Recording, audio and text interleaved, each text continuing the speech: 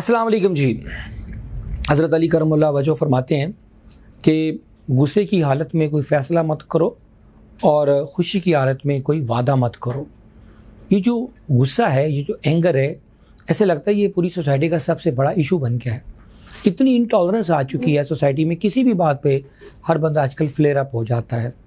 तो आज का जो छोटी सी 2-4 टेक्निक्स मैं आपके साथ शेयर करूँगा, being a student of human psychology और ज़िंदगी के कुछ जो तजुर्बे हैं कि व्हाट इज़ द रीज़न कि एंगर क्या चीज़ है। एंगर एक इमोशन है। बुनियादी तौर पे इंसान के अंदर अल्लाह पाक ने जो चिप लगाए हैं वो 8 इमोशंस हैं, जिसके अंदर 2 पॉजिटिव हैं, जिसमें एक हैप्पीनेस है और एक जो आपका लव है या अफेक्शन है, ये पॉजिटिव है, और एक सरप्राइज़ है जो न्यूट्रल है।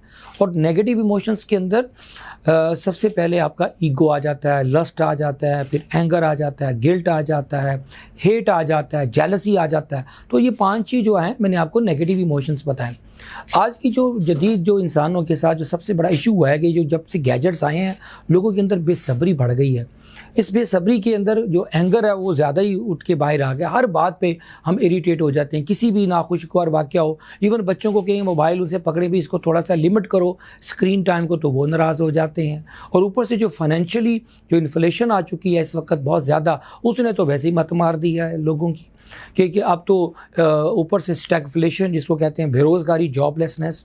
अब ये सारे चीज़ें जो सोसाइटी के इकट्ठे होने के बाद सिवाय क्या हुआ कि एक मेंटल लेवल पे हर बंदा इस वक्त ऐसे लग रहा है कि जैसे बॉइलिंग स्टेट ऑफ माइंड में से गुजर रहा है, क्योंकि जो एंगर है वो रिजल्ट है फ्रस्ट्रेशन का। ये ज़रा इसकी केमिस्ट्री को समझने की ज़रूरत है कि anger is a reaction of frustration, और फ्रस्ट्रेशन का डिफेंस मैकेनिज़्म है ये।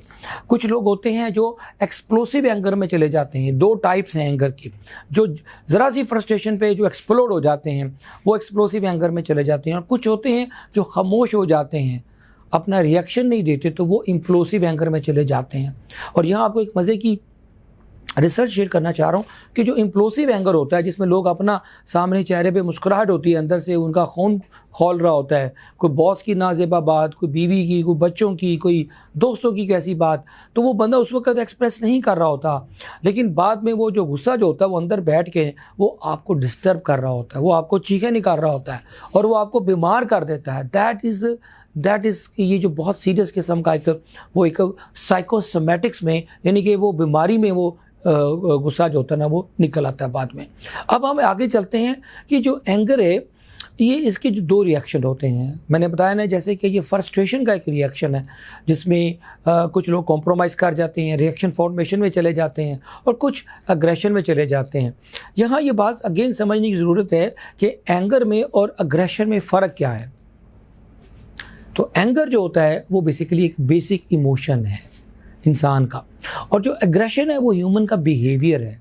तो बिहेवियर जो होता है वहाँ से लोगों का वो ज़रा, अगर आपका ऐसा बिहेवियर अगर मिलता है, नज़र आता है, तो वो तकलीफ़ होती है कि यार ये बंदा एक लिमिट्स को क्रॉस कर चुका है। तो दिस इज़ वेरी इंपॉर्टेंट कि एग्रेशन को आप लोगों ने कैसे मैनेज करना है। आगे चलते हैं जी, थोड़ा सा हम आगे लेके चलते हैं इस सब्जेक्ट को। अब इसकी स्ट्रेटजीज़ क्या हैं टू कंट्रोल, क्योंकि असल सब्जेक्ट है control your anger before it controls you. तो एंगर को हम कैसे कंट्रोल कर सकते हैं। सबसे पहली स्ट्रेटजी वो जो बड़ा कुछ है, हदीस में भी है कि आप पानी पी लें, बैठे हैं तो खड़े हो जाएं, खड़े हैं तो बैठ जाएं। तो ये वाली जो चीज़ें होती हैं मुसलसल जो होती है ना, आपको ये सुनने को मिलेंगी, अच्छी चीज़ें भी हैं, लेकिन असल इसका जो इलाज है वो है डिले में, कि आपने डिले कैसे करना है अपने रिएक्शंस को। और 2 तरह की चीज़ों को समझना, एक होते हैं रिएक्शंस, एक होता है रिस्पांस। हम 99% क्योंकि राइट ब्रेन थिंकर होते हैं या लेफ्ट ब्रेन थिंकर होते हैं, तो हम क्या कहते हैं, नेचुरल जो रिस्पांस आता है वो हमारा अग्रेशन का आता है। तो उसमें क्या कहते हैं कि रिएक्ट कर जाते हैं और रिस्पॉन्ड नहीं कर पाते। तो रिस्पॉन्स क्यों नहीं कर पाते, क्योंकि उस वक्त हम डिले करने की सिचुएशन में नहीं होते। अगर हम 5 सेकंड से 10 सेकंड्स अगर हम अपने रिस्पॉन्स को या रिएक्शन को कंट्रोल कर लें, तो हमारा जो डिसीजन है या कोई भी ज़िंदगी में ऐसा इंपॉर्टेंट चीज़ है वो चेंज हो चुकी होती है। एक तो ये बात आ गई, डिले द रिस्पॉन्स। और एक यहाँ बात याद रखिएगा कि एक सर्कमस्टांसिस होते हैं, ये नेगेटिव भी हो सकते हैं, पॉजिटिव भी होते हैं, और एक उसका बीच में क्या होता है, आपका रिएक्शन होता है, और एक उसका रिजल्ट होता है। तो याद रखिएगा कि एंगर की जो पूरी जो केमिस्ट्री है, control your anger before he controls you, कि आप सर्कमस्टांसिस आपके कंट्रोल में नहीं है, आपके पास आपका जो रिजल्ट्स हैं, कॉन्सिक्वेंसेस है, उस बिहेवियर के, वो भी आपके कंट्रोल में नहीं है। तो बीच में जो चीज़ कंट्रोल में है वो है आपका आइदर रिस्पॉन्स या रिएक्शन। अगर आपने रिएक्ट कर दिया तो रिजल्ट आपके कंट्रोल से आउट हो जाएंगे और you have to face the music later stage पे, जो आपके नेगेटिव कॉन्सिक्वेंसेस हैं। मिसाल के तौर पे ये जितनी भी आजकल डाइवोर्सेस हो रही हैं, सेपरेशंस हो रही हैं, बिजनेस डील्स लॉक ख़राब हो रही हैं, उसकी वजह ये होती है कि जब एंगर की स्टेट में होते हैं लोग मुंह से गलत अल्फाज बोलते हैं, बाद में सवाए रिग्रेट्स रह जाता है। कुरान पाक में गुस्से को हराम कहा गया है। आप लोगों को पता है गुस्से को हराम क्यों कहा गया है? इसलिए हराम कहा गया क्योंकि जब इंसान की जो रैशनैलिटी होती है during anger state of mind, तो वो क्या हो जाता है, वो रैशनैलिटी ख़त्म हो जाती है और आपको नहीं पता चलता आप क्या कह रहे हैं। जितनी डाइवोर्सेस होती हैं वो सारी इसी स्टेट ऑफ माइंड में होती हैं। जितने एक्सीडेंट्स होते हैं वो सारे इसी स्टेट ऑफ माइंड में होते हैं। जब आपने देखा कि जो शराब को अल्लाह ने हराम किया क्योंकि उससे भी आपकी रैशनैलिटी सस्पेंड हो जाती है। तो ये बहुत ज़रूरी चीज़ है कि सर्कमस्टांसेस आपके इख्तियार में नहीं होते, रिजल्ट्स आपके इख्तियार में नहीं होते। जो इख्तियार में चीज़ है वो क्या है? Reaction and response. तो आपने रिएक्ट करने की बजाय रिस्पॉन्ड करना, और उसका तरीका डिले द टाइम, उसका टाइम ऑफ एंगर को डिले करना 10 सेकेंड्स।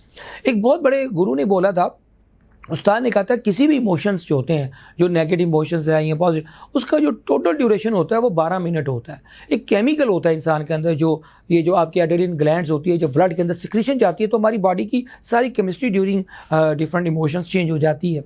इसलिए बड़े लोग कहते हैं जब ज़िंदगी में कोई बहुत बड़ा फैसला करना और आपकी स्टेट ऑफ माइंड एंगर में है, गुस्से की हालत में है, तो उस वक्त आपने एक दिन गुजरने के बाद, यानी कि अगले दिन आपने उसका फैसला करना है। तो आप हैरान होंगे अगले दिन आपका फैसला बदल चुका होता है, चाहे वो जॉब का हो, चाहे बिजनेस का हो, चाहे किसी रिलेशनशिप का ब्रेकअप ना हो जाते हैं। तो एक दिन आपने पॉज करना है और बीच में उसको कहते हैं रीजनिंग करना है। रीजनिंग जो होती है, अल्लाह पाक ने इंसान को अशरफुल मखलूकात, crown of creature because of this rationality बनाया है। तो रीजन्स जो होती है एंगर में सस्पेंड हो जाती है। इसलिए जो मैंने पहली जो लाइन हज़रत अली करम अल्लाह वजह की कोट की कि गुस्से की हालत में फ़ैसला मत करें और खुशी की हालत में वादा मत करें। आगे चलते हैं। एक होता है एंगर मैनेजमेंट में एक और बड़ी इंपॉर्टेंट टेक्निक है, उसे कहते हैं एंटिसिपेशन द सिचुएशन। कि आपको पता है कि आप कहीं जा रहे हैं, अगला बंदा बहुत गुस्से में है, तपा हुआ है, तो आप उसको पहले एंटिसिपेट करें कि आपने उस आग पे पानी डालना है। अगर आप एंटिसिपेट नहीं करके जाएंगे तो वो, अगर अगला बंदा फ्लेयर अप है तो आप भी फ्लेयर अप पहुंचेंगे, वो उसकी आग आपको लग जाएगी। और anger plus anger is equal to disaster, danger बन जाता है।